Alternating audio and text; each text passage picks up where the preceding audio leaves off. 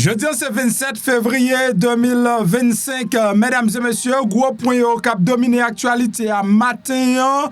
Nous gagnons et démocratie dans le congrès qui bataille d'arrache-pied pour être capable d'arriver. Donc, moun qui gagne un petit pied pour mener vers sacré résidence permanente. Donc, yo sorti avec un nouveau projet de loi. Il y a pour que moun qui gagne un petit pied est capable de gagner résidence permanente, vivre dans le pays. Et puis, yo faire gros palais pour yo cap défendre moun qui gagne un petit pied dans le pays, moun qui légal dans le pays. Et vit avec Dewey Mezio. Donc, ça veut dire non pas qu'à seulement dans mauvaise nouvelle, net. Et faut que moun k'ap bataille pour nous tout. Également, agent haïtien arrivé arrêter plusieurs immigrants qui t'a sauvé dans une institution. Donc, gen haïtien qui arrivé arrêter également 16 illégal. Donc, moun sa yo c'est 16 yo, c'est 18. Maintenant 18 là, gen 2 yo censé laguer, gen 16. C'est pendant y a travail et puis haïtien rentré en dedans et puis yo même agent et moun sa yo t'a essayé pour yo sauver haïtien mette sous yo. Yon membre de gang yo qui yo déjà déporté 6 fois dans le pays États-Unis, yo arrêté monsieur encore dans Texas, elle gen plusieurs autres accusations sous doli. Responsable américain avec Roussio doit rencontrer et bien pour yo cap discuter de rétablissement personnel ambassade yo s'arriver dans le pays la Turquie. Ministère de l'Agriculture envisageait pour yo capable importer œufs sorti dans l'autre pays pour venir vendre dans le pays États-Unis à cause des œufs qui a plaidé monter sans arrêter, mesdames et messieurs. Dans Guantanamo, nous avons un petit XF qui te rend l'autre bois pour regarder comment la situation est. Monsieur a fait connaître toutes ces abdis de Guantanamo, c'est faux. Pour lui-même, le Guantanamo, il bien campé, mesdames et messieurs. T'as semblé pour qu'il y ait une petite opposition entre Donald Trump avec gouverneur Ron DeSantis dans Floride parce que Ron DeSantis a supporté madame ni pour qu'elle vienne gouverneur dans la Floride et puis nous gagné et Donald Trump il gagne l'autre monde lui-même l'a supporté, je vais vous dire qui. Donc, gagné Donald Trump qui coupe un gros accord qui était gagné entre pays États-Unis avec pays Venezuela. Côté Trump, côté Biden avec Maduro, te fait accord pour acheter gaz nommé Venezuela. Et bien, Donald Trump fait connaître premier masque qui venu là. Bagay ça lui-même lui coupé parce que Venezuela prend trop de temps pour le capable recevoir immigrants qui doivent aller la Kailio. En Haïti, il y a un policier qui mourit avec 2 soldats FADH. Pendant je pas connais est-ce que c'est pendant yo tap goumé avec bandit yo. Mais que peuple haïtien pas fait que mal du tout qu'on y a pour la police l'elle tomber ni pour FADH l'elle tomber parce que tout simplement peuple a dit là même yo prend la rue c'est maspiner la police maspiner yo donc là la police a tombé devant gang yo même yo pas qu'à prendre pitié parce que la police pas prend pitié pour yo là on dans la rue m'a demandé la police pour le travail pour le capable avoir une plus bonne relation avec peuple haïtien parce qu'on pas qu'à utiliser peuple là seulement pour faire petit pratique.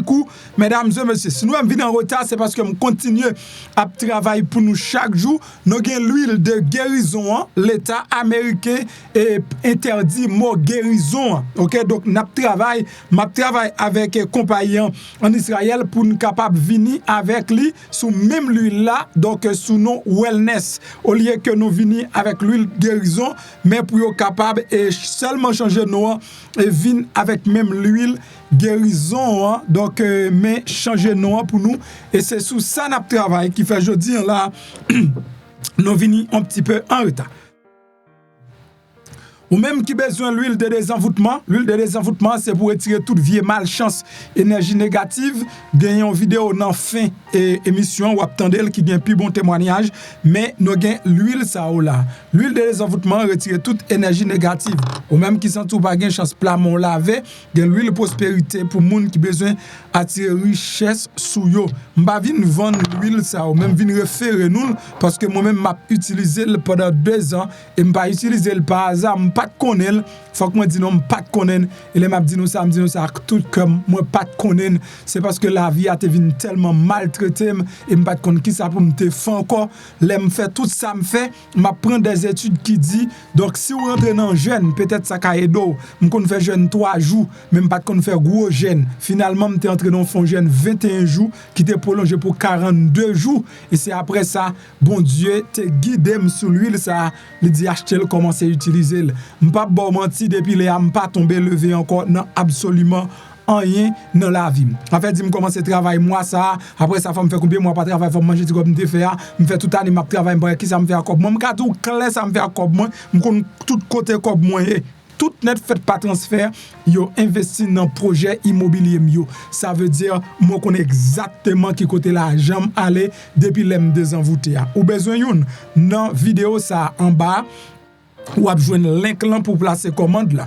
Automatiquement fin placer commande là on met tranquille, libre al joindre la caou chaque semaine nous fait shipment yo. Si ou pas ka placer commande là ou ka faire zel sous numéro téléphone ou ap garder là 201 726 0159 là, fait zel sous li, ajoutez-moi sous WhatsApp, voyons message WhatsApp avec tout et avec toute adresse ou la pral vinn joindre nous, c'est chaque vendredi nous fait shipment yo. Sous fait semaine ça, c'est l'autre semaine ou ap joindre Paola. Donc, santé c'est richesse. Avant que nous rentrions dans le détail information nous, la santé c'est richesse. Yon moun qui pas de santé ou pas gagné, même si vous gagne pile cop ou bien prospérer, mais si vous pas de santé ou pas gagné. Et ça fait que nous même qui dans Floride, moi-même m'a chercher pour moun tout côté, même qui t'en joine pour moun qui Floride, moi je une bon clinique côté ou ka aller et là moun yo parle créole et yo gagne plusieurs donc médecins, docteurs pour capable ba bon qualité service. Toujours leur aller si c'est là où tu as des informations, dit c'est moun MP mieux, bon yon rabais sous prix médical. Ah oui, gain espoir pour joindre guérison grâce à Bridge Care Clinique et Pharmacie. Ou même qui pas contre koto prale, non chercher un bon docteur, un bon pharmacien qui parle l'angou ou paie al kay docteur parce que pas d'assurance, eh ben Bridge Care Clinique et Pharmacie vient dire par étape souffrir. Quel que soit problème ou gain tant coup, diabète, tension, problème peau ou besoin pas d'y poids ou même garçon qui pas qu'à remettre rien sous cabane ou pas qu'à camper ou pas qu'à durer ou gain faiblesse qui veut pour toi aller, Bridge Care Clinique et Pharmacie, c'est solution à guérison avec des docteurs compétents, qualifiés, bourrés et expérience. Dans Bridge Care Clinique et Pharmacie, ou avez médicaments à bas prix. Ou pas qu'un transport, y a porté médicaments devant porte la caillou gratis tichiri. Qui sont tant pour rejoindre Bridge Care Clinique et Pharmacie. Relez-nous Kounia dans le numéro ça 561 615 67. N'a redit encore 561 615 67. Bridge Care Clinique et Pharmacie, Ch'takol. Dans 36 31 West Woolbright Bolton Beach, Florida, tout près Cassé Market là. Bridge Care Clinique et Pharmacie, c'est piscine guérison là.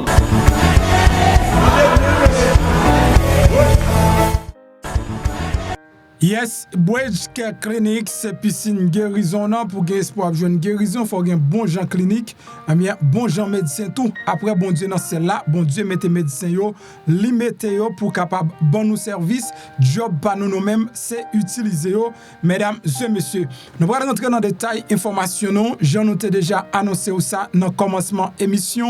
Bon salut, bonjour, bonsoir à toutes les amis, comment nous m'espérer en forme. Si vous regardez vidéo ça, nous là toujours et nous dit papa bon Dieu qui est là gros bout merci qui fait un cadeau jour en plus non pas c'est MPH zami mieux qui relève MP ma belle Eleni MPP l'autre boule sucre moi toujours à chercher yo non pour yo moi c'est tout un plaisir matin pour me passer me faire information sur à peine vini moi encourager pour capable abonner c'est pas un bagage qui difficile et le gratis abonner c'est cliquer sur bouton qui marqué subscribe là automatiquement ou cliquer sur bouton ça et met là-bas ou une cloche notification cliquer sur cloche notification tout retirer le sous personnaliser mettez le sous tout et puis comme ça à chaque fois moi-même MP moi monter vidéo ou cap joindre notification vidéo ou pas jamais manquer bon genre information originale et puis guys gon bagay pour pas oublier faire toujours laguer un like en bas vidéo green like là c'est façon pour dire MP travail à faire nous apprécier nous supporter et bien travail ou même ou à faire gentil monsieur dit bon respecter règle de toi et puis en nous avancer. n'a commencé par immigration parce que parti moi annoncé un côté que nous gagnons et démocrate qui prend la partie pour capable aider immigrants, supporter immigrants, c'est une vidéo m'bral partager ensemble avec nous, m'bral montrer nous côté que messieurs dames y a bataille sérieusement en espagnol surtout mélangé en anglais ou dit en espagnol oui et c'est nous même qui pas gain moun dans congrès pour bataille pour nous latino chargé pas gon latino, pas gon pays latino, pas gen moun nan congrès. Cuba gen, tout pays yo gen, Venezuela gen, Colombie gen, yo tout yo gen des moun. Le rentre dans pays yo pas seulement vinn manger fait petite, mais moun sa yo tout, yo apprendre et bien yo rentre dans congrès, y a défendre population yo. Donc dans défendre population, yo cité nous sérieusement, oui, yo cité nous sérieusement et yo fait connaître nous même moun ti pièce yo, nous vinn là, nous contribuer dans faire succès dans pays et si pays à Salia, c'est grâce à nous-mêmes. Mais m'a commencé par dossier arrestation si là, mesdames et messieurs, côté agent haïtien arrivé arrêter 16 immigrants illégaux, yo surpris immigrants ça pendant y a couru qui ton entreprise, ça arrivé dans Mississippi. Donc immigrants illégaux yo été arrêté pendant que tu as couru par derrière entreprise là dans Mississippi, côté que agent haïtien yo rentré en dedans. Donc les agents haïtiens arrivé, y a parlé ensemble avec employeur, ça veut dire mettre entreprise là, dirigeant entreprise là, et puis il a posé question, il a gardé pour yo document moun k'ap travail, ça veut dire garder contrat moun k'ap travail yo ki moun yo etc.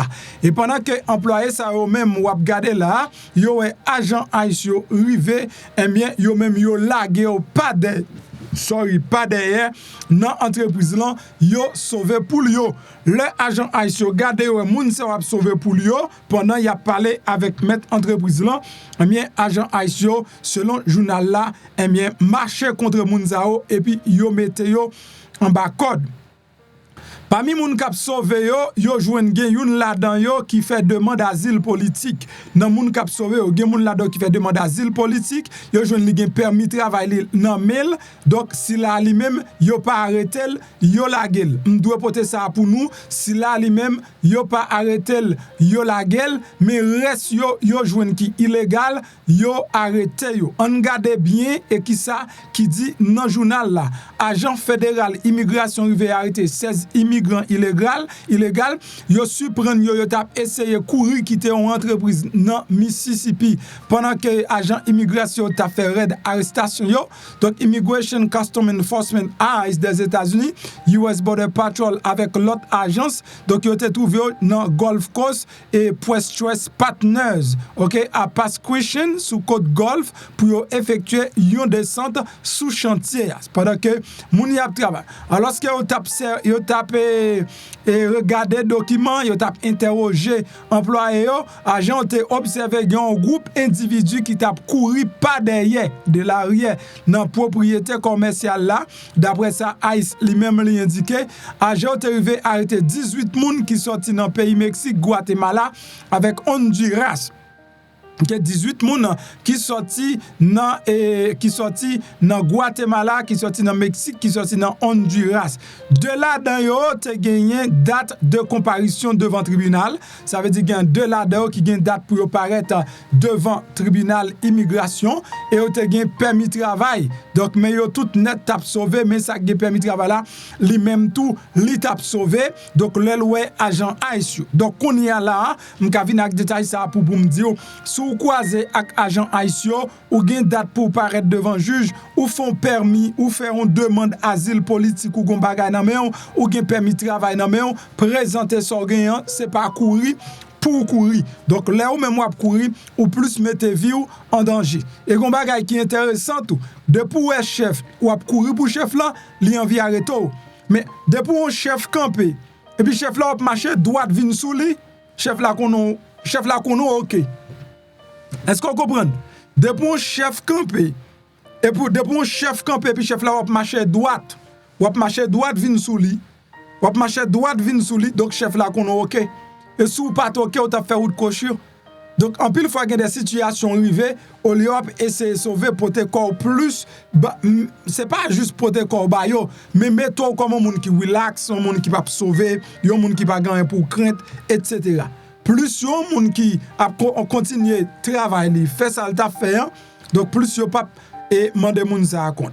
Si toutefois pas gagner non mais ou capable retirer corps oui, mais retirer corps en manière stratégique.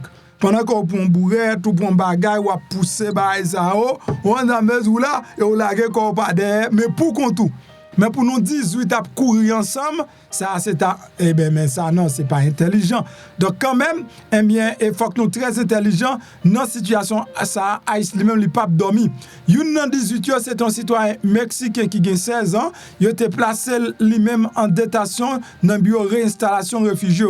En vertu de loi fédérale employeur, yo doit tenir pour vérifier identité et éligibilité en moun qui vinn travail ensemble avec yo, c'est ça Haïti fait connaître. Donc moun qui bay moun travail yo doit commencer vérifier identité moun yo et puis éligibilité yo.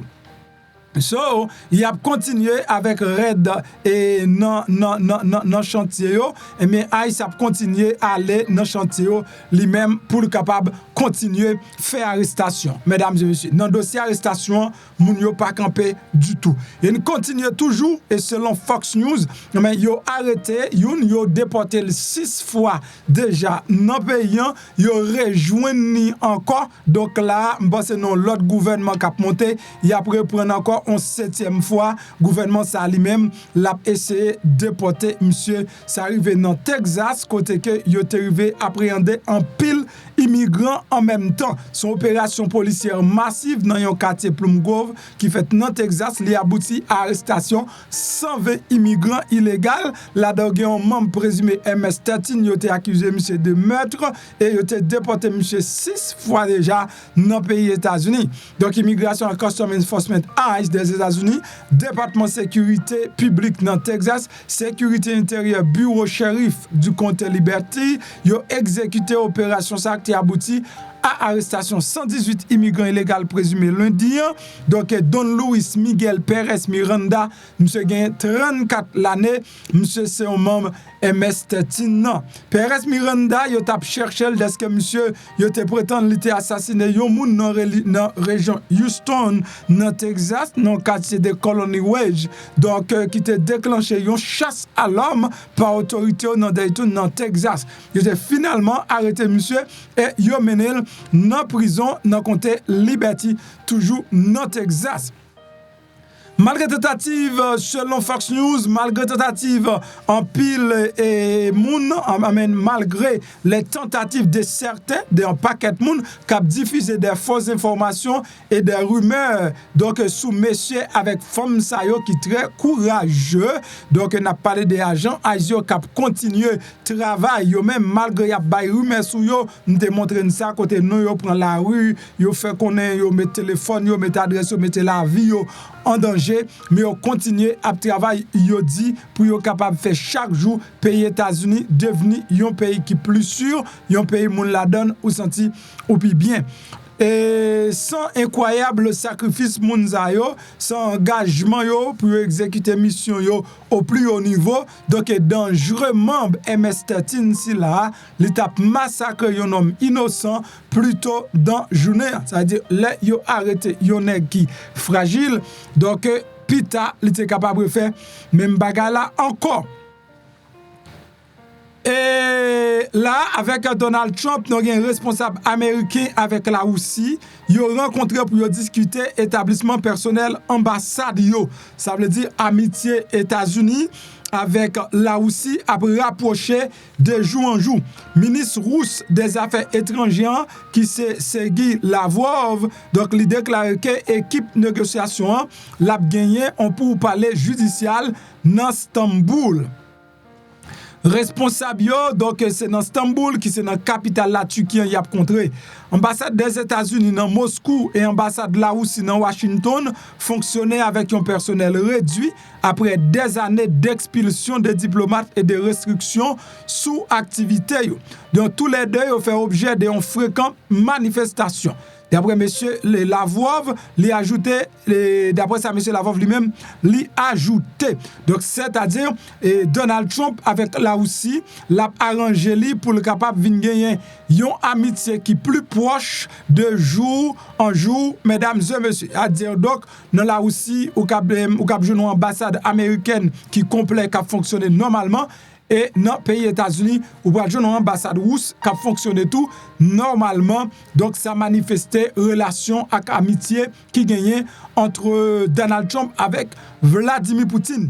Yon Vladimir Poutine qui c'était un ennemi mondial. Jodi Donald Trump et c'est clean monsieur a tant coup on de l'eau coq. Pas oublier que Vladimir Poutine li gen mandat donc derrière lui pour yo ta arrêter lui. Donc monsieur gon mandat pour yo ta arrêter n'importe côté que yo joindre. Donc parmi pays ça veut dire les États-Unis tout s'il est entré aux États-Unis il t'a dû arrêter. Mais je dis à Donald Trump carrément dit et Vladimir Poutine gagné pour rentrer aux États-Unis et sous haute sécurité personne pas camarade. Dossier GA, j'en ai tout connais donc dossier GA li monte sérieusement tout côté, GA vin piché et peuple américain mettait en pile accent sous question GA, c'est ça qui fait que l'état américain décide là, Jean wap gade là, moi sous Walmart là, wap gade et ti carton ça gain 12 la donne pour $3.93 good value, gros wedge lan gagne 18 la donne pour $6 et 88 et puis nous gagnons Goy ça lui-même qui gagne combien la donne 32 la donne pour 9 donc c'est à dire GA puisque pour ya a monter de jour en jour ça pas gagne de bonne qualité mais gens bonne qualité ça moun riche manger al pas présent là lui-même li beaucoup plus cher toujours à part de ça moun riche manger exactement bah moun riche manger pas vendre comme ça dans étalage non bon gens bagay moun riche manger et c'est leur riche ou pas connaître qu'on y a ou pas connaître qui ça moun riche manger qu'on y a et leur riche ou pas connaître qui ça moun riche manger donc mesdames et messieurs l'état américain pour cap diminuer prix GA et bien ministère agriculture yo envisagé importer des œufs ça veut dire prendre œufs dans l'autre pays pour capable et bien rentrer dans pays et puis investir en pile l'argent tout pour dossier grippe aviaire là et pour capable traiter poule yo et d'après ça yo fait sortir là mesure ça annoncé par secrétaire département qui c'est Brooke Rollins dans plusieurs apparitions le fait dans la presse, il pas semblé qu'être significativement approche administration et Joe Biden même si le ministère là il pas bail en pile détail madame Rollins déclarait que les États-Unis donc il était en pourparler avec plusieurs pays donc pour sécuriser immédiatement importation œufs comme une solution à court terme. Ministère pral fournir également $1 milliard de financement supplémentaire. D'après ça, Madame Rollins, lui-même li écrit dans un article, ça gagne la donne une distribution jusqu'à $500 millions li pral bay producteurs pour améliorer les mesures de prévention des maladies. Il va avoir $400 millions aide financière à agriculteurs yo donc tout pour yo qui touché par grippe aviaire là et $100 millions pour cap chercher développement vaccin et produits thérapeutiques. N'a continué avec détail nous, n'a continué avec information nous tout mesdames et messieurs, j'aime te parler avec parler nous dans un petit XF monsieur a li débarquer dans Guantanamo Bay devant konza hier côté le talwe comment une installation yé derrière li profiter by Fox News interview yo voyager dans même avion donc ensemble avec lui tout so actuellement Fox News a très bien passé. M'kabdou Fox News li devenu yon média et yon tant que son média gouvernemental qu'on y a tellement Fox News a bien passé ou k'ab senti yo tellement content parce que yo nan pour yo et c'est ça yo te besoin c'est ça yo joindre c'est gouvernement par au cap mené c'est gros comme cap brasser Fox News a très bien passé dans moment un secrétaire de la défense dans petit XF monsieur en bail animatrice Fox News c'est Laura Ingraham yon aperçu exclusif de la baie de Guantanamo donc après le commencer voyage li très bonheur hier matin et bien li te parler avec madame Laura. Et monsieur t'a fait connaître, d'après tout ça, il a dit sous base Guantanamo, c'est menti, et monsieur dit comme ça, a fait a dit yo maltraité immigrants yo, bagay ça c'est menti lié, immigrants yo bien traité, monsieur dit donc pas gagné, yon, ça veut dire yon traitement au pair, l'autre bois de high class, mais Jean Yap dit a maltraité immigrants yo, c'est pas vrai. Monsieur a fait connaître que, donc tout service basique yo, gagné yo nan Guantanamo. Nan Guantanamo be gen tout service basique yo. Donc ben moun yo mange bien, gen éclairage, gen dis, gen data, gen service l'hôpital pour moun yo, etc. Ça veut dire ça tout l'autre média a dit Guantanamo pas bon pour yo voyer immigrants. Donc c'est menti. Il a fait sous Guantanamo Bay. Donc sous ap gade là, c'est avion yo k'ap atterri sous ti morceau terre qui pour Cuba. Ça fait m'a dit nous, ouais ba États-Unis ça ti moun et m'a dit si nous on rentrer dans système nan rentrer là-dedans, OK? Si nous on rentrer pour nous faire vie nous dans système nan comme nous pas venir faire zo pied bon Dieu sur la terre, nous rentrer pour nous faire vie nous dans système nan, faire vie nous là-dedans. C'est tant qu'on gaboué tout le monde entier plié que yo et puis yo plié que yo y a vivre ça y a vivre là. Je réalise une bagay qui kemben plus dans pauvreté, c'est parce que n'a fait résistance à système non, n'a couru contre courant, nous penser dans monde là pour contre nous là gon bagay nous ka fait. Non, gon situation arrivée, c'est plié que. Il y a des gens qui pensent que c'est éclairer la faire résistance. Mais là où éclairer pour faire résistance. Mais est-ce que éclairer a règle bagay pour? Est-ce que le règle bagay? Je songe une demoiselle qui m'a décidé de travail.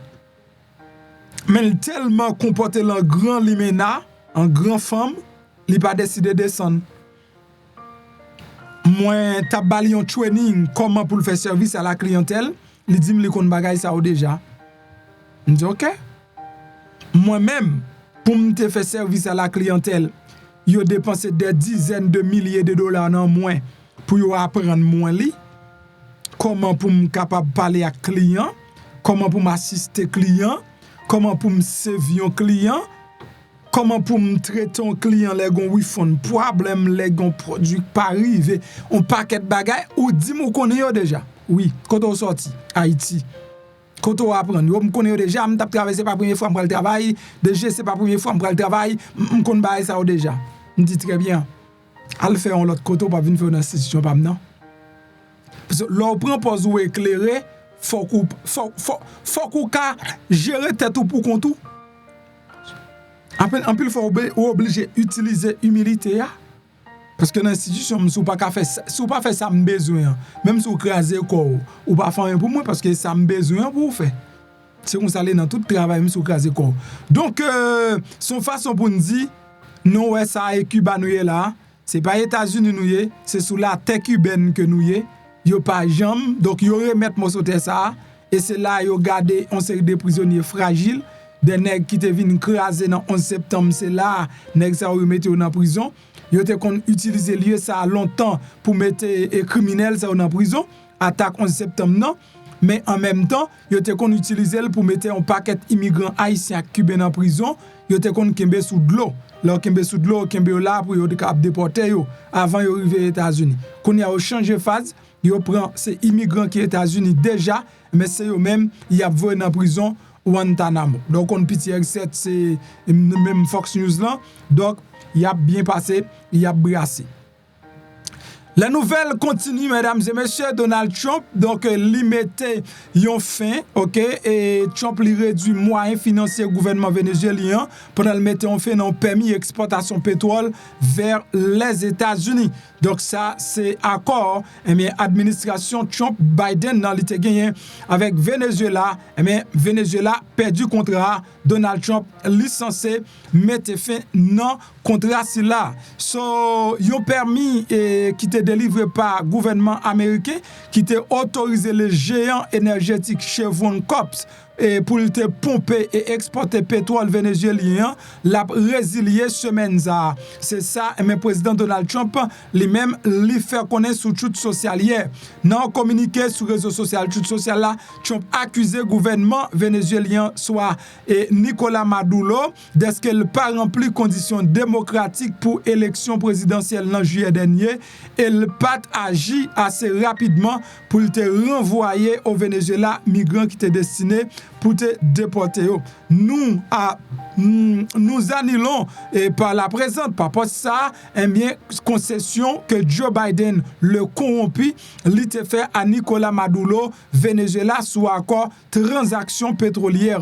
So, message Donald Trump, là, il n'est pas mentionné spécifiquement Chevron, qui est basé dans Californie, ni le permis officiellement connu sous le nom de License General, so, qui exempt qui exemptait entreprise là pour le sanctionner économiquement, permettre lui exhorter bien vendre pétrole Venezuela dans pays États-Unis, mais ce seule licence qui lié avec Venezuela, c'est Chevron qui a seule licence ça avec Venezuela pour acheter pétrole et puis venir vendre dans pays États-Unis. Administration Joe Biden non a autorisé licence ça dans l'année 2022 après Nicolas Maduro a accepté pour le travail avec opposition politique vénézuélienne non pour être une élection démocratique.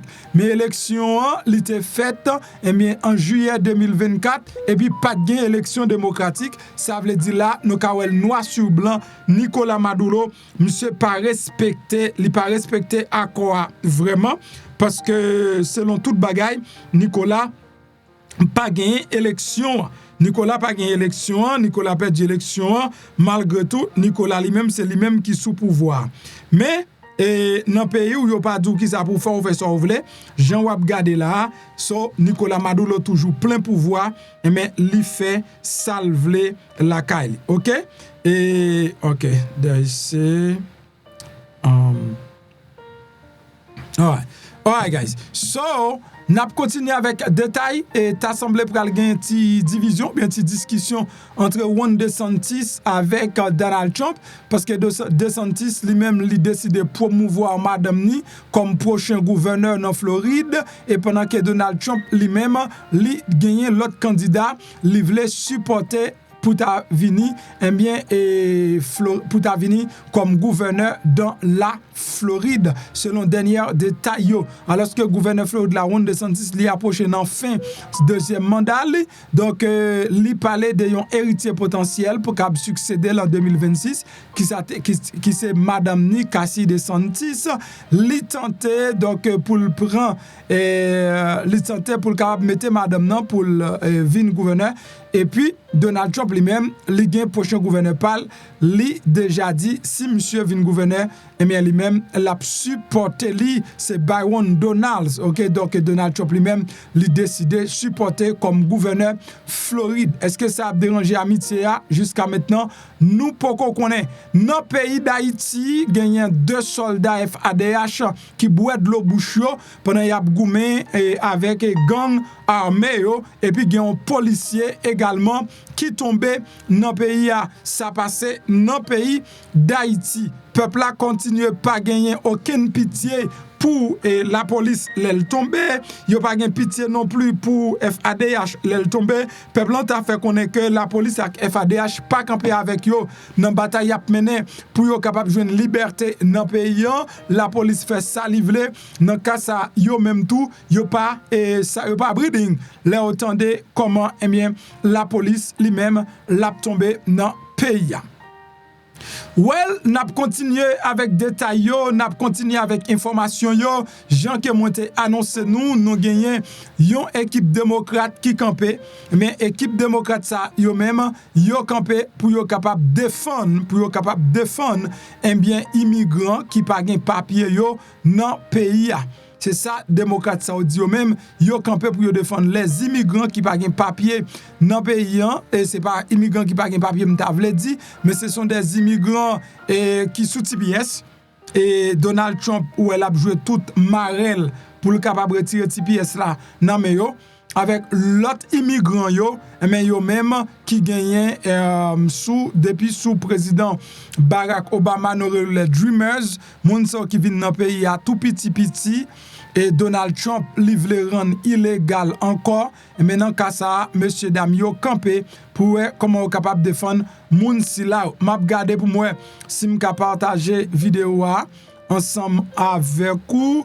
En quelque sorte, nous avons quelques minutes là-dedans là, nous ne doit pas faire tout ensemble, mais nous avons quelques minutes dans vidéo aussi là hier côté une grosse manifestation et c'est ça les démocrates ont utilisé qu'on y a là pour comment ils sont capables de finir avec bagay ça, c'est faire gros manifestation. Oui, c'est faire manifestation, prendre la rue et puis moi faire organiser des grands sittings, c'est ça que yo fait, c'est ak sitting yo regarder pour yo si yo kagoumen contre gros Donald Trump qui prend pays à pour lui et veut mettre tout le monde dehors. Monsieur Damio fait connaît États-Unis c'est pour immigrants et c'est immigrants qui fait États-Unis.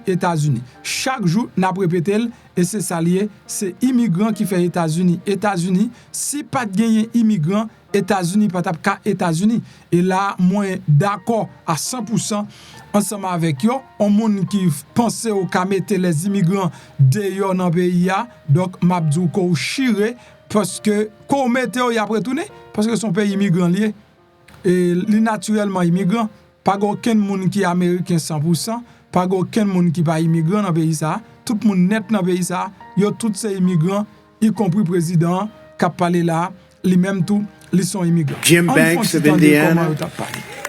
Where's Eric? Where is Eric? Is it? Hello, Eric. You can see Eric anywhere. If he's right in the back of the room, he stands up. They're all good. These are great people. Representatives Riley Moore. One second, guys. Not this thing. Un moment, guys. C'est pas ça. Et ça, c'est un Donald Trump. La bam là, ça me voulait faire entendre. C'est pas ça. Bon, mon seconde, m'a géré ça. Many of them were just 6 years. All right. This one. C'est là. Il a gagné. Maria Pirelli. Okay. Hi, Maria. These young people were brought to this country as children through no fault of their own. They grew up in our neighborhoods, went to our schools, played with our children, and pledged allegiance to the American flag. Donc la parlé de Dreamers yo qui rentre dans pays a Timoun yo jouer avec Timoun yo c'est voisin. In their heart, in their soul, in their mind, in their hearts, they are American. Donc dans cœur yo, dans l'esprit yo, dans vie quotidienne yo tout yo c'est américain. La parle de Dreamers yo. This is their home and they're here to stay. And every day they contribute to our communities, strengthen our economy and make Donc chaque jour yo contribuer dans le développement pays ça, yo contribuer dans le développement America the great nation that it is. Let's be clear. Dreamers never broke any laws. Not even immigration laws. They were children.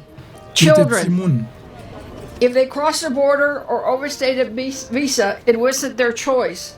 Like any other child, they've lived where their parents told them to live.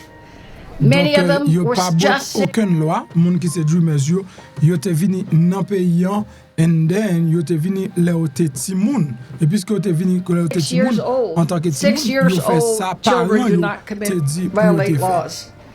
If an adult is pulled over for speeding, we don't turn around and give the adult a ticket and then give a ticket to the child in the back seat. It doesn't work that way. And let's talk about Dreamers. Et la expliquer le que wap bay la police croisée dans la ban ticket. Donc si que nous pas ta en mettre ceinturon pour ti moun nan, c'est pas ti moun nan la bay ticket a, c'est nous même grand monde li bay ticket. Donc nous pas ka pini ti moun. Everything they've done. They've accomplished so much. They've graduated from college. They have finished and completed apprenticeships. They have built careers and have contributed billions of dollars to our economy. They are doctors, engineers, teachers. They start businesses and employ other fellow Americans. And yes, they do pay taxes. They keep the American dream alive. But here's the problem. Their legal status is still running out. Imagine that. Imagine growing up in America, buying a home, buying a car, getting married, having a life, having a career, and all of a sudden somebody tells you that you can't stay here anymore. And they want to send you to a place where you may not ever even been to, and you may not even speak that language anymore. Donc, on est là, et après, on finit faire caille, on finit acheter machine dans le pays, et puis on monde dit, ou pas vivre là encore, livre-vous dans le pays, ou ne doit pas même capable de parler langue pays. Even Trump has admitted that this isn't fair. Même Donald That's Trump not the American dream. Pas juste. It frankly is an American nightmare. The cost of inaction is too high, and not just to dreamers and their families, but to our economy. Listen to some of these numbers. Since 2012, when DACA was created, dreamers with DACA have contributed $13 billion. Depuis DACA créé, ils ont déjà contribué 13 billion, donc 13 milliards de dollars. In state and local taxes. In Texas alone, home to the second largest number of dreamers, they add $16 billion to our state economy. Over the next decade, those on DACA are expected to earn $390 billion in wages and $117 billion in taxes paid throughout our country. And if Congress finally does the right thing and passes the Dream and Promise Act, dreamers will have a real pathway to citizenship, and we can see $798 billion a boost to the U.S. economy. That is huge. Now tell me, what kind of country would try to send someone away who is actually building and making it stronger? Doesn't make any sense. In Texas, ending DACA would result in an estimated 2,600 job losses every month. 2,600 every single month, including healthcare workers, educators, and others every single month. Every poll shows us that voters love dreamers. Dreamers are probably the ones that have the highest approval rating of anybody. I know for sure they have a better rating than we do in Congress. 70%, that's 7 out of 10 Americans, want a solution for dreamers. They see it as the only fair thing to do, and we agree. And interestingly enough, the president says he agrees too. So Congress must act now and deliver this bill to the president's desk. Some people I know, and I'll probably get a question from the press, well, why are you doing it now if immigrants are under attack? Well, why not now? Now is the time to double down.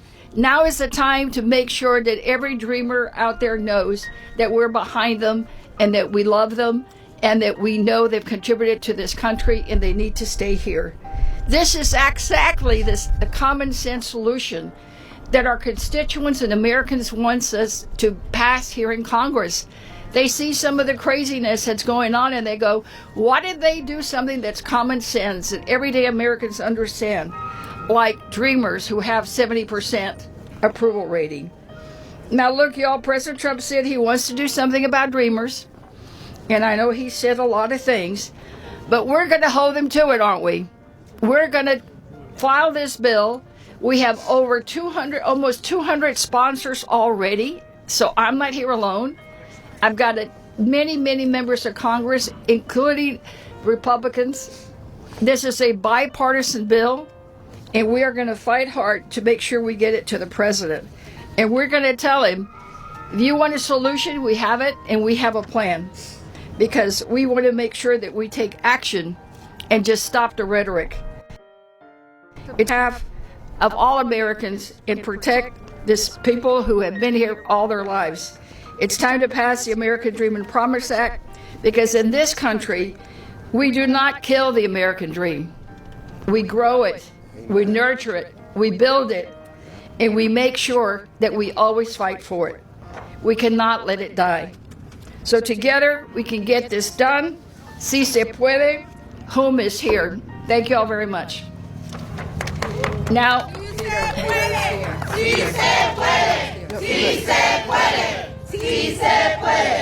next I will call to the podium are the chair of the Democratic Caucus, Pete Aguilar of California. Sylvia follows Lucille Roybal Allard and many others in Congress who have served with us, who have led on this issue. And she has done a masterful job in building a coalition among the Democratic caucus because she is a respected leader on these issues. I want to thank Leader Hakeem Jeffries and Whip Clark also for their leadership in prioritizing the importance of this bill. Today, House Democrats are again recommitting ourselves to the promise of the American dream, to the idea that anyone in this country can write their own destiny. For over a decade, more than 800,000 young people have lived up to that promise and have made our country stronger. Our friends, our neighbors, their teachers, doctors, nurses, essential workers, business owners, service members in our military, and much more. As Sylvia mentioned, they pay taxes, some of them own homes, and they have contributed $108 billion in our local economy. And yet, these are the same individuals who live in fear, who live in the shadow of fear and are threatened by extreme Republicans who have been unpredictable and have threatened their livelihood in the courts. Our community is rightfully concerned about the harm from the Trump administration, the recklessness that will cause. That kind of uncertainty in the only country that they've called home is absolutely unacceptable. We can do better, and we will do better. House Democrats know America is a nation of immigrants, and we also recognize our current immigration system is broken. The only way to fix it is to secure our border, keep our communities safe, protect dreamers, farm workers, those with TPS status, families around our country. That's why today's introduction of the Dream and Promise Act is so critical. House Democrats remain hopeful that the more so-called moderate Republicans will join us to pass this historic legislation. I want to thank the Hispanic Caucus. I want to thank Representative Sylvia Garcia and thank all of you for the support and the friendship so we can get this done together. Thank you. Thank you, Pete. And next up we'll have Catherine Clark, our Democratic whip. Woo-hoo. Thank you. I am so proud to be here with all of you today to celebrate refiling of this critical bill for our country and for its future. I want to thank Chairman Aguilar for all of his leadership around immigration and making a system that works for everyone in this country. And I especially want to thank my trailblazing friend, Sylvia Garcia. As a Chief Deputy Whip, you are an invaluable partner to me and to our entire caucus. And as a champion of the American Dream and Promise Act, you are a force for basic bipartisan American values, ideas that transcend ideology and politics, ideas that are core to who we are as a people. The idea that kids and adults should be free to live their lives in the only country they have ever called home. The idea that our neighbors who have fled their homes, have followed the rules, done everything right, deserve safety, dignity, and opportunity to build a future for themselves and for their families.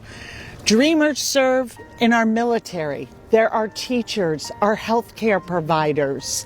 They are integral to our communities.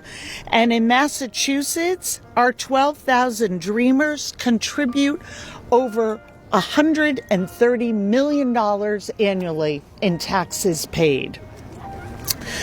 They are American in all the ways that matter, and now it is up to us to clean up the paperwork and give them the citizenship they deserve. Members of both sides of the aisle talk about supporting our dreamers. And while the talk and support is great, now is the time to act.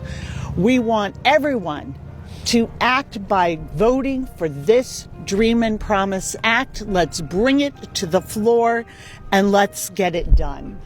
I thank everyone who is standing here today in support of this common sense legislation that is crucial to who we are as an American people. Let's bring it to a vote. Thank you. Do it.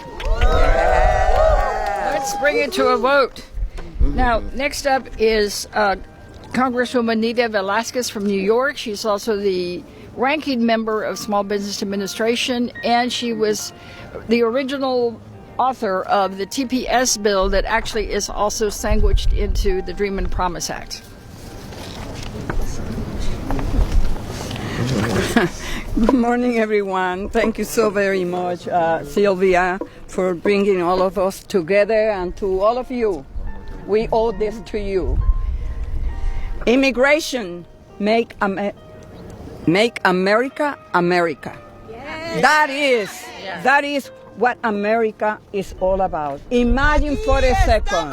Y no nos vamos. Aquí estamos y no nos vamos. Aquí estamos y no nos vamos. Justicia, libertad y dignidad para todos los que habitan en esta gran nación. Justicia, libertad, libertad y justicia para todos los que habitan en esta gran nación. Gracias, señora, gracias. We are here today because millions of dreamers, TPS holders, and DED recipients have been left in the dark for far too long, forced to live in limbo, constantly looking over their shoulders, never knowing if the country they call home will turn its back on them. These are our neighbors, our co-workers, our friends. They are small business owners, teachers, first responders, and service members. They have built their lives here, raised their families here, paid taxes, and contributed to our country in countless ways. They are American to their core in nearly every way except on paper. We treat them like they do not belong, but here we are to say that yes, you do. This is a moral failure. Dreamers and TPS holders have done everything right. They follow the rules. They work hard. They have made sacrifices. And by the way, TPS holders, they came here because the United States government invited them to come. You know, from El Salvador to Haiti to countries in Africa, Venezuela, they use them when they want to put down, you know, the communists here and there. But they are here, working hard and playing by the rules. They have worked hard, they have made sacrifices, and for what? To be used as bargaining chips? To be told time and time again that their fate is up to Congress? That is unacceptable. This press conference is a call to action. The Bipartisan American Dream and Promise Act is a solution that should have passed years ago. It provides a real pathway to citizenship for dreamers, offering them the stability and security they deserve. And I am proud that my provisions for TPS holders are a critical component of this comprehensive legislation. This is not radical. This is not controversial. This is common sense. This is about standing up for people who have already proven through their contributions, their resilience, and their love for this country that they belong here. President Trump has said that he wants to help dreamers. that he loves dreamers. Well, Mr. President, here is your chance. This bill is a bipartisan. It is fair. It's ready to go. So let's get this done once and for all. Yes. I want to thank my colleagues, especially Congresswoman Garcia and Congresswoman Clark, for their relentless leadership on this issue. It is time for action, it is time for justice, and it is time to pass the American Dream and Promise Act. Gracias. Inmigrantes unidos jamás serán vencidos. Inmigrantes unidos jamás serán vencidos. Inmigrantes unidos jamás serán vencidos. Aquí estamos y no nos vamos. Aquí estamos y no nos vamos. Y si nos echan no regresamos. As the Congresswoman mentioned, the other co-author is Yvette Clarke. Sandwiched in together with some of the words from the bill that she had on TPS is Yvette Clarke's DED language. So thank you again for working with us this year. And would you like to say a few words? Absolutely. Let me, first of all, thank Congresswoman Garcia. Let me thank Congresswoman Velasquez and all of our colleagues who have stayed true to the mission. And it is not mission impossible. It is a mission that we will be victorious in. Greetings and good afternoon, everyone. I'm Congresswoman Yvette D. Clarke, and I proudly represent New York's 9th Congressional District, which is located in central and southwest Brooklyn. I want to express my deep gratitude once again to Congresswoman Sylvia Garcia for reintroducing the bipartisan legislation, as well as to each of my colleagues on both sides of the aisle for their support in co-sponsoring this truly necessary bill. We all know these are perilous times for our nation, and as we watch this administration refuse to yield an inch in its crusade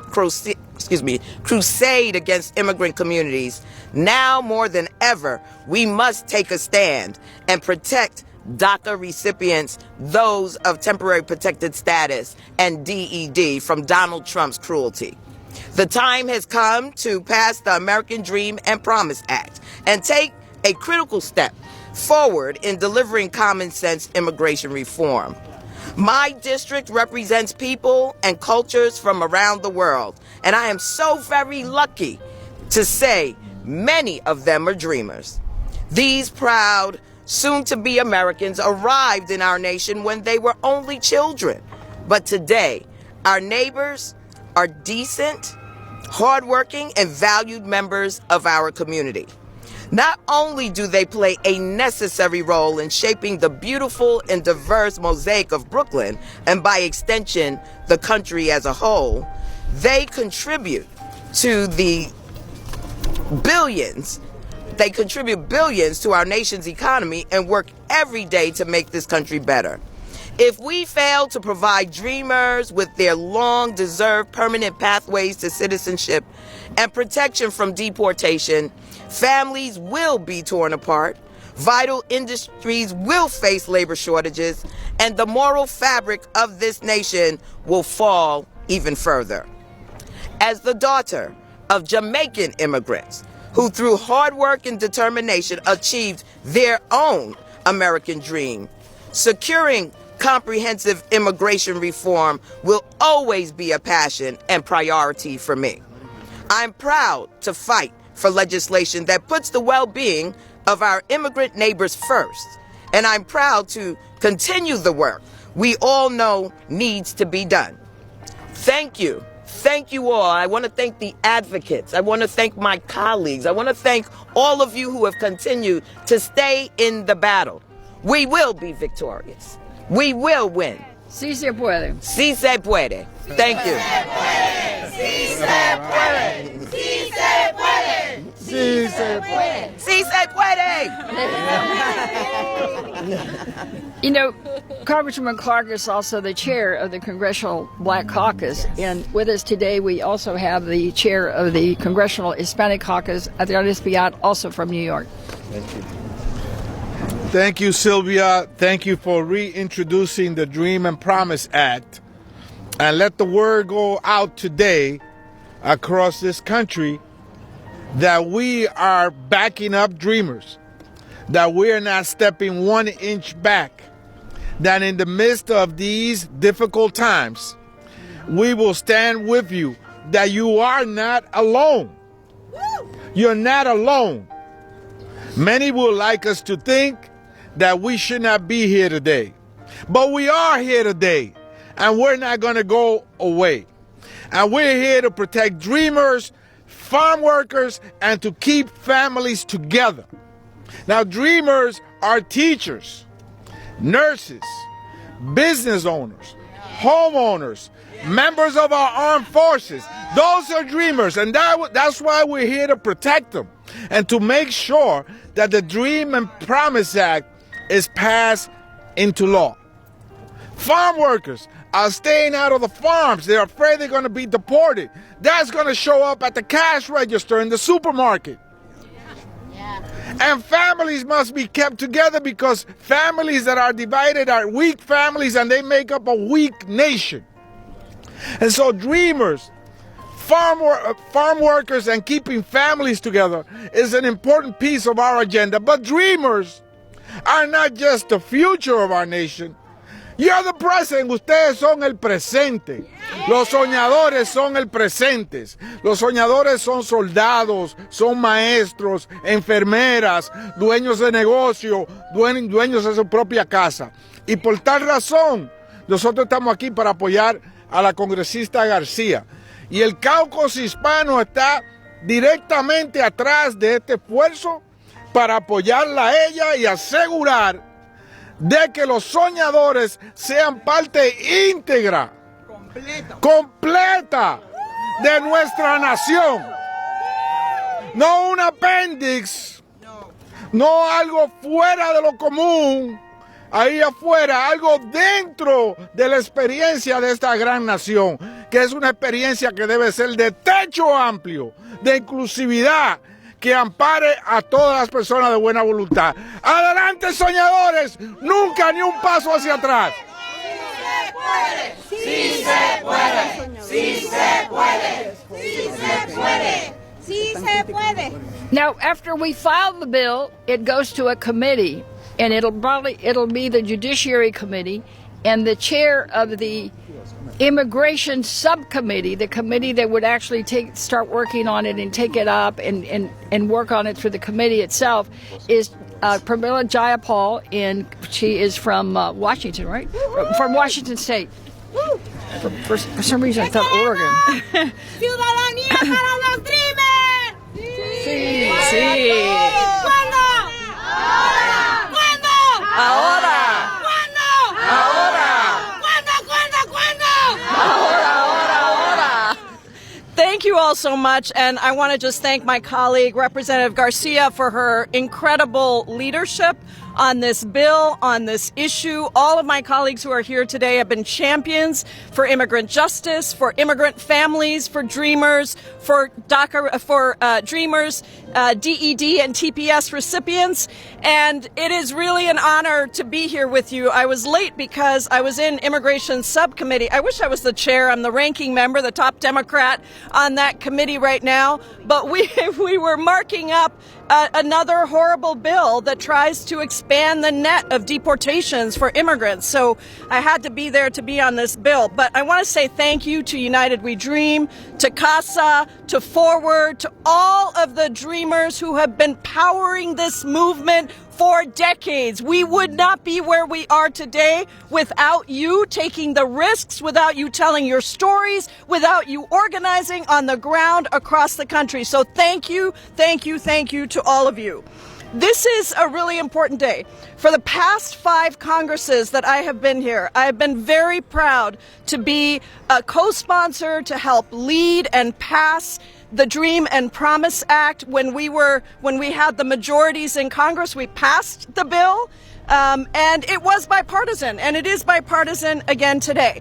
I know what the American dream means because I came here as an immigrant myself at the age of 16, by myself, nothing in my pocket, and now I get to serve with about 24 of us in Congress who are naturalized citizens, and I get to be the ranking member of the Immigration Subcommittee. My work with Dreamers, though, began long before Congress when I was leading an immigrant rights organization in Washington State, when we were in the streets together, when we were supporting Dreamers at the very beginning, pushing for what you deserve and what our country deserves to get the skills and the talents and the creativity and the ingenuity of Dreamers everywhere. And so let me remind everybody that it was Barack Obama, that the Democratic president, that actually passed DACA. And we have stood by Dreamers every step of the way. Now, under Republican attacks, under President Trump ending DACA back in 2017, now going to the court, we are here again to say in a bipartisan way there are people on both sides of the aisle who believe that the Dream and Promise Act should be law. And so we have to make sure that the mass deportations don't happen and that we have a path for people to actually be here and have stability. That would have real impacts for our constituents and our communities everywhere. It would mean that in my home state of Washington, Alejandra, who is pursuing a PhD, would be able to finish school instead of having to leave. It would mean that Maria, a nursing student who just wants to help vulnerable people, can finish her program. It would mean that Victor, who actually wants to be a law enforcement officer in Washington State, we have a program where Dreamers can apply to be part of law enforcement because we have a lot of gaps in that sector. He would be able to actually do that. We are already seeing the harm and the fear of Trump's deportations, of his ending of TPS designations, and all of that means that 3.5 million Dreamers, TPS holders, and DED recipients would not have a stable, dependable future, and that our country would suffer as a result. Because I want to be very clear, Dreamers, TPS holders, DED recipients contribute to America. And you deserve a stable future. We deserve to have the benefits of those contributions. So I am proud to be here again under the leadership of Sylvia Garcia, the chairs of our various caucuses on the Democratic side, to say to you that I have been in this fight for 25 years. I am not stepping back. I am going to use every power that we have in committee to continue to fight for you and to make sure that we pass and make law the American Dream and Promise Act. Thank you all so much. Thank you. Thank you. Next up, we have Lou Carrera. Lou is also on that subcommittee and is from California.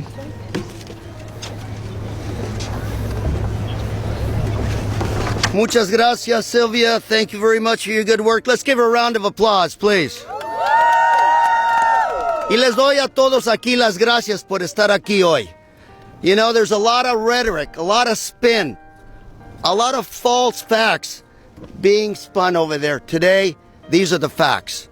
First of all, immigration is about America, and immigrants make America strong. And Dreamers are Americans in the true sense of the word. I represent Central Orange County, home to probably the biggest number of Dreamers in the United States. The biggest number of Dreamers in the USA are in my district, and I'm proud to represent them. Let me tell you who they are. Local police department has police officers that are Dreamers. Does it make sense to deport them? Absolutely not. They are soldiers. And let me say, some have made the ultimate sacrifice for this country. Does it make sense to deport them? Of course not. That would weaken our great nation. Finally, let me tell you, my State of the Union guest, Santa Ana Police Chief Rodriguez, came to this country without documents. Today, he's a police chief of a major city in California. Would you deny him the opportunity to serve and protect our great constituents? Absolutely not. Finalmente les digo, no se rindan, no dejen perder estos grandes peleas, porque al fin del día, Diosito cuida a sus hijos e hijas. Thank you very much. unido jamás será vencido. El pueblo unido jamás será vencido. Thank you all. Next up is Celia Ramirez. She is from Chicago. And until a couple of months ago, her husband was a DACA recipient. So she knows personally the challenges and what it takes to have to keep fighting and not give up. Congresswoman? Thank you. Thank you, Congresswoman Silvia Garcia. A mentor, a leader, I'm going to say it, a chingona that doesn't give up. I said it. I'm not in committee. They can't take my words out, right? They just tried over there now. Well, as you heard, my name is Delia Catalina Ramirez, and I am the proud daughter of Luis y Maria Ramirez, Guatemalan immigrants. I am a citizen by birthright, and I am the wife of an incredible man who, until recently, was a DACA recipient. He was a dreamer. And I'm the congresista of a welcoming state that understands that America can only be great because of its diversity and its immigrants. For the past 2 years, but especially in the last month, immigrants have been scapegoated and villainized nationwide. We've seen dangerous and inhumane policies that put DACA recipients at grave risk. And at this moment, every single member of this body has a choice, friends. The choice is, are you going to be unapologetically pro-dreamer? Or are you going to have posters, pundits, and politicals lead you to waffle? Will you protect those who dare to dream of a better life and have the courage to seek it out? Or are you going to be too cowardly to remember, for many of my colleagues at least, that the dreams that led their ancestors to these same shores? Will you push back on the fear-mongering that robs our neighbors of their dignity and questions their humanity? Or will you sit quietly by it? Frankly, I don't care what party you belong to. Today is a moment for Democrats and Republicans alike to prove that every dreamer, every immigrant who calls our nation home, that we know get to be part of the fabric of the nation that they have built. Today is more imperative than ever that Congress finally act to affirm that our immigrant families are seen, they're valued, and they're an integral part of our communities. And it is why I'm proud to stand here today as a co-lead of the reintroduction of the Dream and Promise Act. Today, we step again into the invitation for Congress to give dreamers and immigrants in America an earned pathway to citizenship. Our communities, mi familia, our families, they don't want to be part of these broken campaign promises. They are tired of lip service. They are done with being a negotiating chip in these halls. My family and our communities do not need your validation that they are essential, precious, and valuable and powerful because you know it. Saben ustedes muy bien que son poderosos, que son invaluables, que este país sin ustedes se cae. Ustedes lo saben muy bien. Y no necesitan que nosotros se lo digamos. Lo que necesitan de nosotros es que votemos y hagamos el trabajo que nos mandaron a hacer aquí y finalmente pasemos esta legislación. So what we need is your solidarity. I've been watching your sweater here. It says, stay warm, build power, repeat.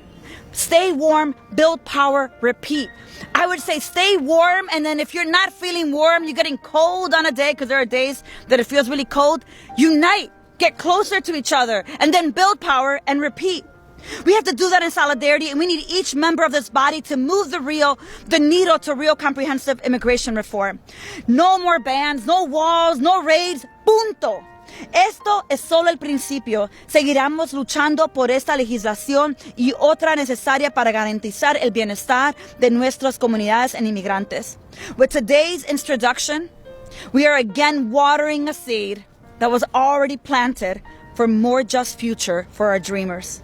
I'll close by reminding Trump about his promise to provide a pathway for dreamers.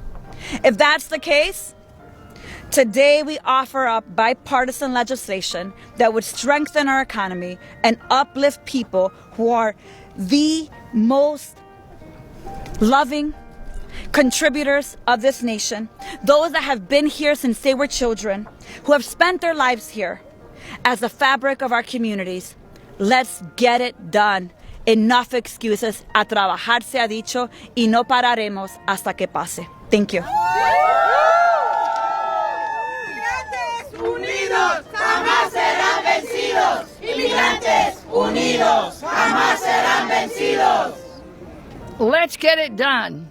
And we know that we cannot do it without all of you. So many groups have endorsed this bill, over 100.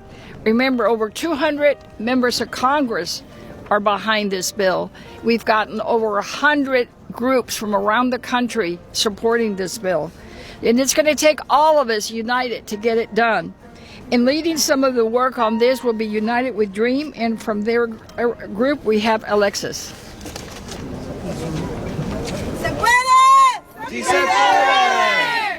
Okay. Good afternoon, everyone. Thank you to Congresswoman Garcia and her colleagues for co-sponsoring this bill, and to everyone who has helped put on this critical press conference and invited me to share my story. My name is Alexis Soro Juarez. I'm a member of the United We Dream and a college student from Maryland. I am also undocumented and unafraid. Although my family and I moved to the U.S. when I was a young child, it was until my senior year of high school that I really began to confront the realities of being undocumented. As I was exploring scholarships and opportunities for college, I grew anxious and exhausted as my reality set in. There weren't many options for undocumented students like me. I knew I would have to work even harder to create my path from high school to college. With determination, I got accepted to Marymount University. I'm currently in my junior year studying biology on a pre-dental track. I want to become an orthodontist someday. Although I qualify for DACA, which would provide me access to work permit and temporary protection from deportations, I have been cut off from the program due to the tax officials in Texas and other states have carried out, which have blocked all new applicants. Without DACA, I've had to find alternatives to work and live while balancing being a full-time student. When I first heard that the Dream and Promise Act was going to be reintroduced, I felt a sense of hope again. This is a bill that has overwhelming support by the American people, because the truth is, communities across the country want to see their elected officials fighting for something. Every day, immigrants are under attack in this country. People like me, people like my mom, who is here with me today.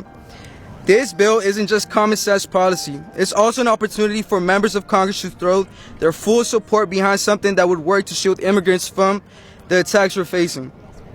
Although I made it to college, I still continue to navigate obstacles of being undocumented as I search for scholarships, internships, jobs, and more.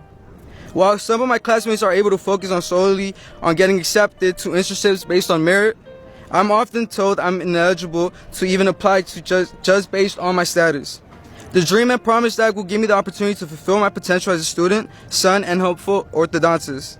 This bill will provide the stability I need in my life to continue working towards my dreams, providing for my family, and contributing to a country I've always called my home. I urge our elected leaders to face this moment with the courage it demands. Protect immigrants like me. Keep families like mine together, and let us have the freedom to move, stay, and strive in the places we call home. Thank you. And with that, I will pass it over to the next speaker. Thank you so much, Alexis. Thank you so much, Alexis, and please know that we are with you. We are with you. Next up is a representative from Forward Us, Maria Preeli. Thank you, Congresswoman. Thank you. Muchas gracias. Good afternoon. Good afternoon. Yes, buenas tardes.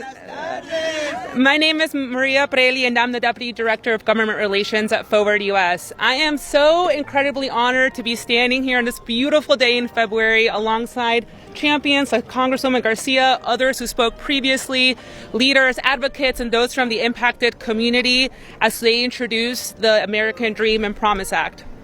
I speak to you today not just as a representative of Forward US, but also as someone who was formerly undocumented and understands the pain and trauma that too many people in our community continue to endure.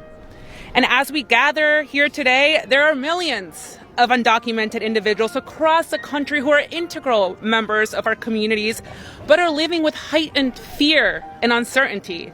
And that's why the reintroduction of the American Dream and Promise Act comes at a critical moment.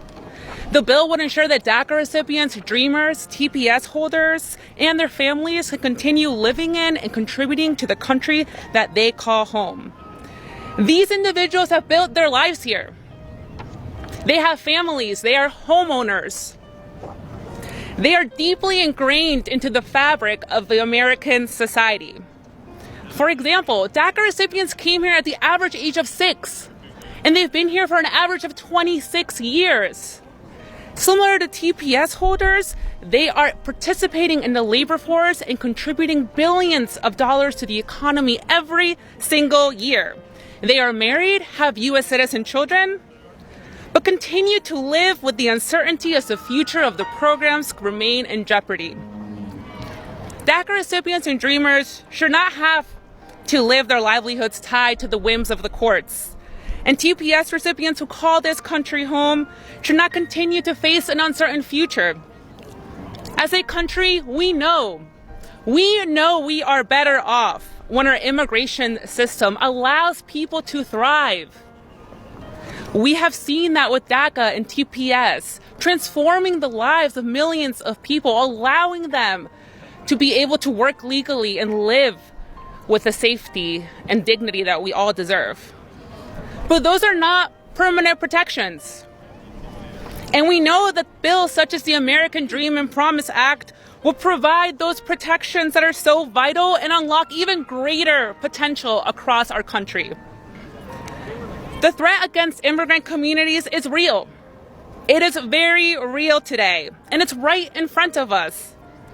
Every member of Congress who has ever had a supportive statement on behalf of Dreamers or TPS recipients, every single one of them, regardless of their political party, should be supporting this bill. If they care about Dreamers, TPS holders, if they care about the American economy and continuing to grow it, then they should be supportive of this legislation. Because we know that only Congress can provide the permanent stability that our community deserves. So thank you again, everyone, this afternoon, and thank you so much to Congresswoman Sylvia Garcia, who continues to be a champion regardless of all the hardships in this issue. Thank you so much, Congresswoman. Thank you so much, Maria. Jamás será vencido. El pueblo unido jamás será vencido. Y el pueblo, bueno, el pueblo tiene que ser unido y tenemos que todos trabajar cada día, hoy, mañana y siempre, y no los debemos parar.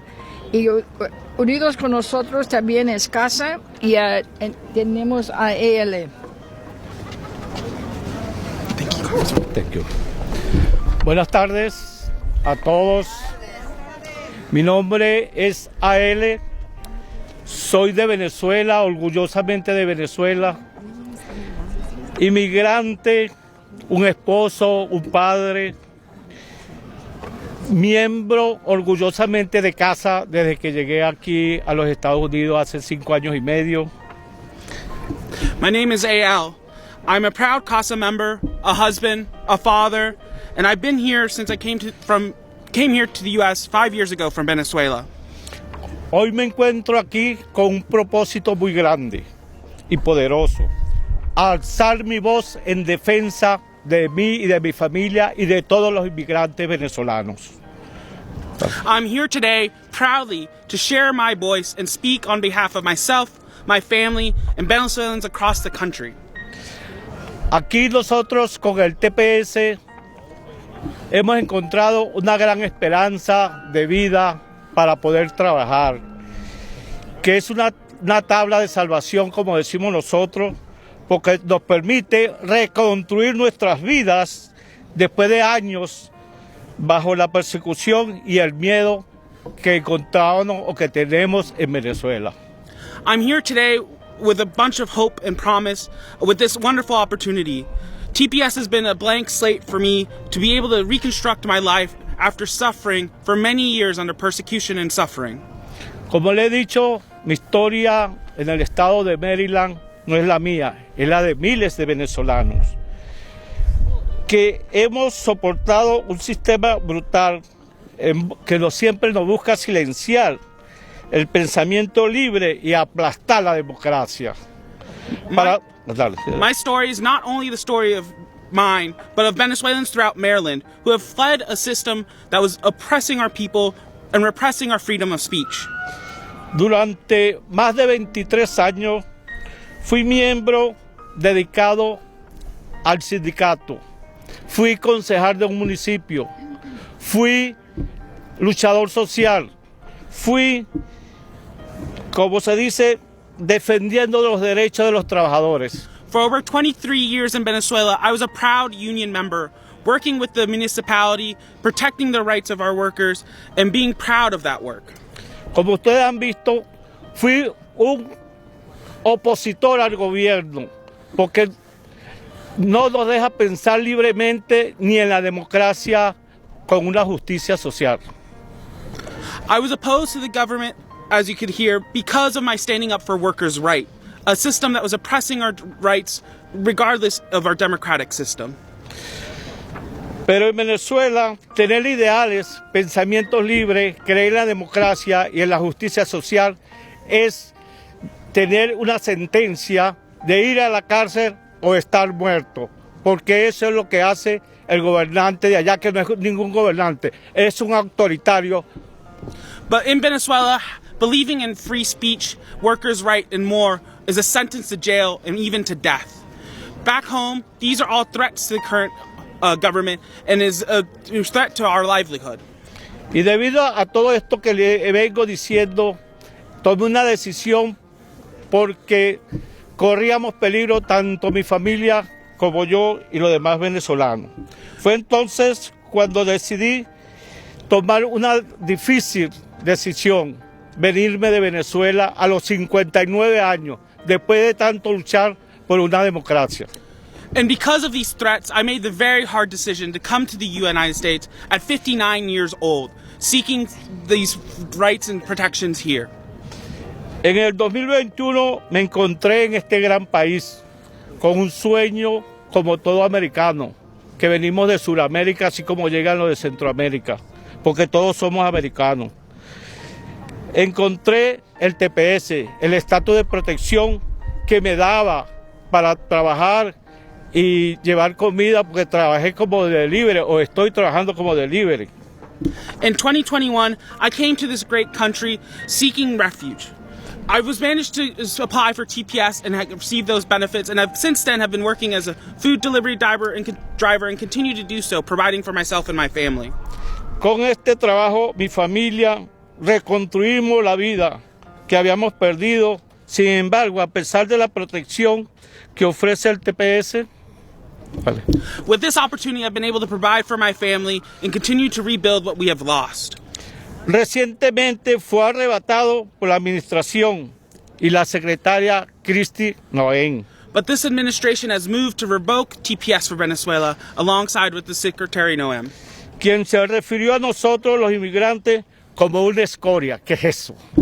We have been by the Secretary and the President, we have been referred to as beasts.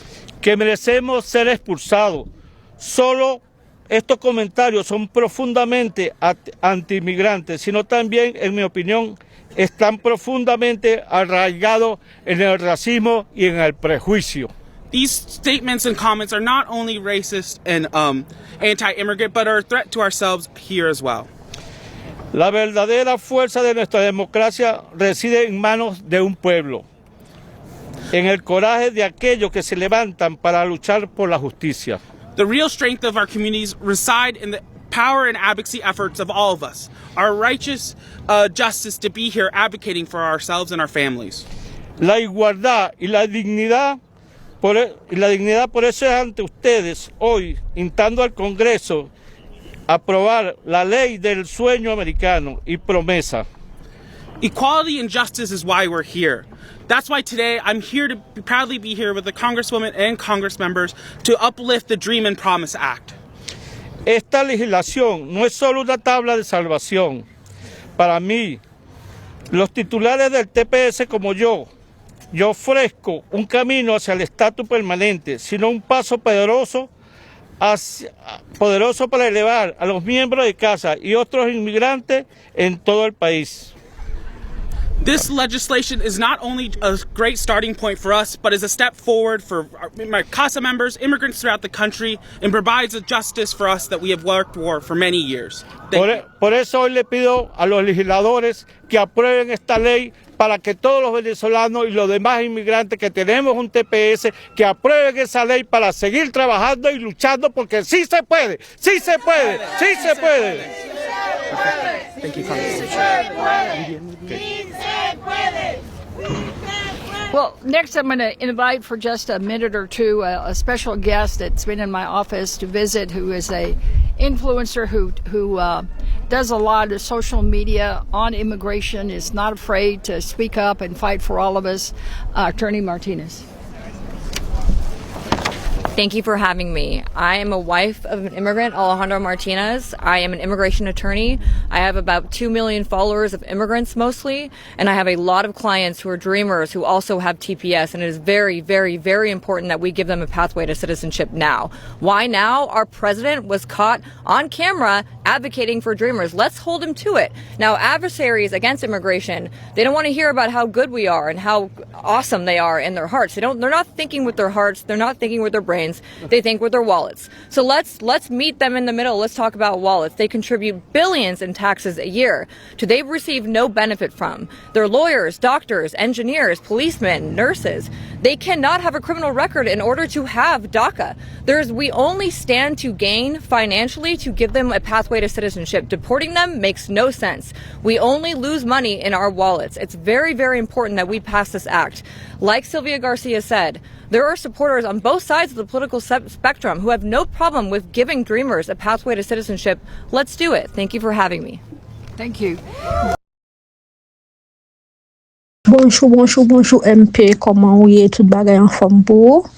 Moi mon a faut parler en pile pour l'huile là, yo pas vle acheter bon di ou. Ouais hier mal travail. Mon petit clou qui levé dans pied gauche moi. Petit clou a fait pied enflé. Moi rive dans travail, m'pa même arrêter travail, un petit clou a fait mal. La fait mal en pile et puis il fait pied mon gros. Chance moi c'est parce que dans pied gauche qui fait me conduire me vinn là quand moi. Le me vinn me baigner après ça me style passer l'huile là sous pied.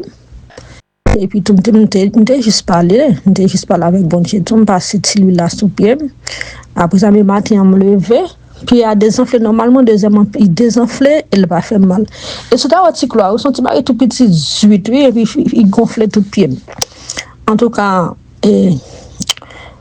ça c'est témoignage pas moi ou capable quitter dire ça dans les faire nouvelle plus tard ou capable dire mon yo ça veut dire quantité ça que on dit et l'huile là bon pour l'IA ça c'est l'huile gros ça puis gros on dépasser ça qui désenvoûté c'est lui même que me dépasser dans pied on capable quitter on capable dire ça dans nouvelle plus tard comme témoignage pas moi.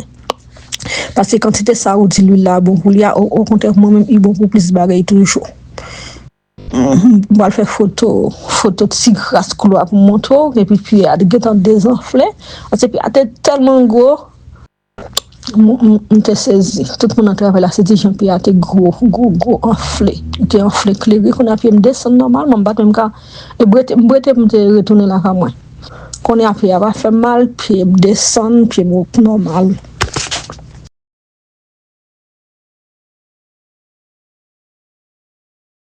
Moi, plusieurs personnes commencent à relayer pour bon témoignage qui ça si l'huile ça yo fait pour yo. J'ai 3 bouteilles d'huile là même là, c'est 3 petites bouteilles. Et il y a une qui plus gros dans ça l'autre mon recevoir yo qui c'est l'huile de désenvoûtement ou bien l'huile de purification à base d'hysope. Une c'est l'huile de prospérité hein, et l'autre là c'est l'huile de fertilité. Toi l'huile ça ressorti en Israël. Qui côté me joindre yo comment me faire joindre yo au conseil fait me audace pour me présenter l'huile ça et d'abord me prend pile risque pour me faire ça parce que me sont protestant et en tant que protestant on connaît que comment nous nanti soulier nous gon paquet de bagaille nous prend pour diable c'est déjà son liberté me te prend pour me présenter nous l'huile ça.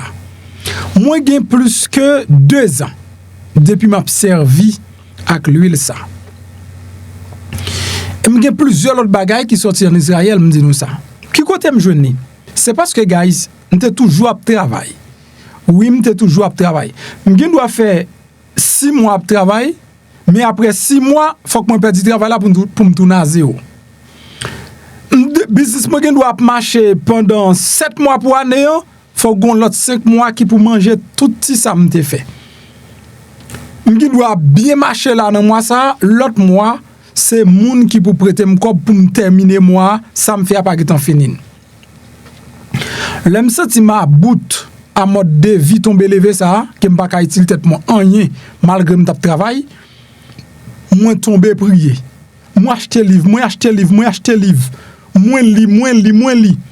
Bon, comme moi pas grand rien pour me faire encore, moi tomber dans préparer ministère. Moi al fait un jeûne pendant 21 jours. Pendant mal fait jeûne pendant 21 jours. Et puis me fin fait 21 jours, me senti en dom dim, me senti l'esprit qui en dom nan dim. C'est pour qu'on 21 jours, premier 21 jours ça, c'est pas pour me délivrer. Et même pour premier 21 jours, me fait pour la plénitude du Saint-Esprit. L'homme fin fait premier 21 jours, me parti dans deuxième 21 jours. Dans deuxième 21 jours, bon Dieu commence à l'ouvrir l'esprit, son bonne bagaille. C'est alors que moi commence à chercher moyen, chercher pas qui moyen pour me gagner cob, pas qui moyen pour me réussir, pas qui moyen, m'a acheter livre, m'appli. Et finalement, bon Dieu ouvre l'esprit sous l'huile de désenvoûtement. Automatiquement, mon joint ni comme une révélation m'acheter. Mais madame, moi pas de quoi dans bagay ça yo, moun bon côté m'pas quoi ka utiliser l'huile ça yo, et bien me commencer à utiliser l'huile là. M'pas bon menti. M'pas bon aucun menti. Bon Dieu m'observe à l'attendem. Dans premier mois yo nan bénéfice dans business moi te qu'on a fait $1,000 bénéfice, 1,000 combien dollars? Bah la dur. Eh bien, on commence à utiliser produit ça yo avec la foi, avec confiance. Premièrement, l'huile de désenvoûtement, c'est l'imité plus utilisé parce que me senti m'envoûté. Il commençait bon résultat. On passait 3,000. On vient monter à 10,000. Jusqu'à ce que bon Dieu pète plafond avec moi. Sous rendement sous business moi. Le moi résultat pas moi dis pas peur même si on parle mal ou critiquer business pas me bien pas ça. Ou protestant pareil moi ou dit m'pas ka servir la l'huile de désenvoûtement. Bon me bien pas ça. Pendant même ou son protestant qui dit que ou pas violer loi yo. Mais l'huile de désenvoûtement ou dit pas pour chrétien, même bien pas ça. Kay moins payer avant, bill moins payer avant, m'pas nan ferme. Et me senti conscience moi style clair. Moi dit m'a prend risque, m'a dit ou s'ouvre, ou senti ou à bout ak misère, ou à bout tout, ou senti ou envoûté, gon bagay qui bloque l'esprit ou use yo. Moi me prend exactement dans ligne spirituelle là. Parce que me songe dans Somme 51 et David a dit laver avec l'hysope. L'aime joindre l'huile salma que c'est à hysope yo fait me dit me prendre. L'aime fin prendre me prend prospérité à use li tout. Après prospérité am commencer use fidèle et am commencer use mais sacré fertilité. Prospérité ali même c'est à quoi BMB avec chaque jour m'oblige c'est à quoi chaque jour mon bouteille parce que depuis le fini il va pas dans biome il va pas dans machine moins sur descendre dans machine on va prendre bouteille dans biome on va prendre bouteille là caillement on va prendre bouteille parce que côté me passer on gagne petit prospérité ma avec on pas bon mentir me prospérer oui me prospérer il pas bon seulement pour moun délivrer économiquement mais socialement spirituellement ou senti laisse pour faire mais ou pas qu'à penser ou pas qu'à réfléchir tout ça au bail des résultats. C'est ça que fait me dit m'a prend risque là et depuis bon Dieu bon mon révélation pour me font bagay me fait. Me pas t'a vendre l'huile de désenvoûtement. On t'a conseiller moun. Le moi pas kon côté pour yo joindre ni. Et ben me dit moun yo voyer yo pour moi pas stock. Et puis yo voyer yo. Et puis l'autre monde qui commence à use yo commencer à de très bons résultats, bon témoignage. Soit utiliser l'huile de désenvoûtement et prospérité, avec fertilité, et là, bon résultat, tout plus, vous un voice pour moi. Parce que moi, j'ai un ami qui dit là, il n'est pas capable d'utiliser comme tout, il n'est pas capable de comme tout. et automatiquement il commence à utiliser l'huile là, jodi al geta commencé à construire Kaili. M'a quitté notre temps de voix ça et puis son témoignage m'te voulait partager avec vous. Et puis téléphone s'envoie en bas les direct et les WhatsApp ou carrelé me direct et pour qu'avon WhatsApp pour dire mes screenshot zel moyen mes adresse moi complet voyez le pour moi. L'offre fin commence à servir avec elle ou à bon résultat. M'a vont voice complet pour me dire mes comment tout pour servir avec l'huile de prospérité et l'huile de désenvoûtement. On devrait partager cette expérience ça avec vous pour connaître que c'est pas un fab, c'est pas un show. C'est pas juste un business. Mais il y a un résultat derrière produit ça. Alors m'pas qu'on ça fait au résultat. M'pas qu'on ça fait ça. Mais moi je n'en pile résultat. Merci beaucoup.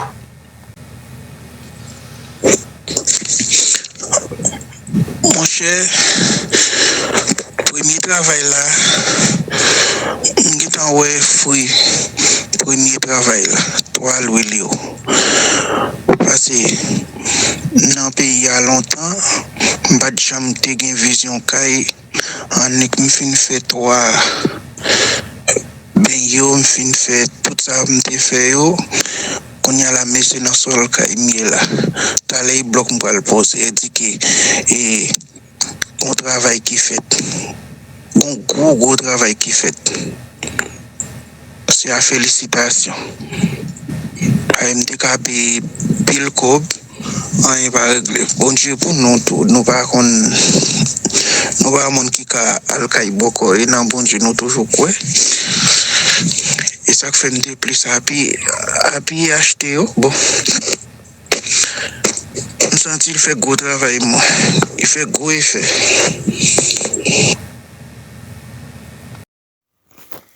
Pendant que vous regardez la vidéo, regardez à droite. Vous voyez un bouton qui est en noir qui marque souscribir-me. Ça, c'est espagnol. Si c'est en anglais, vous marqué subscribe. Si en français, vous marqué s'abonner. Cliquez sur le bouton ça. Là, vous finissez cliquer sur lui, vous avez une petite cloche bon côté.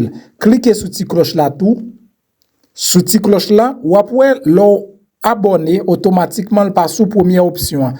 Ou après flèche là sous deuxième option. Retirez flèche là sous deuxième option, mettez-le sous première option que c'est tout. Ça veut dire chaque fois monton vidéo ou joindre notification. Et puis pas oublier la gon like en bas vidéo ça.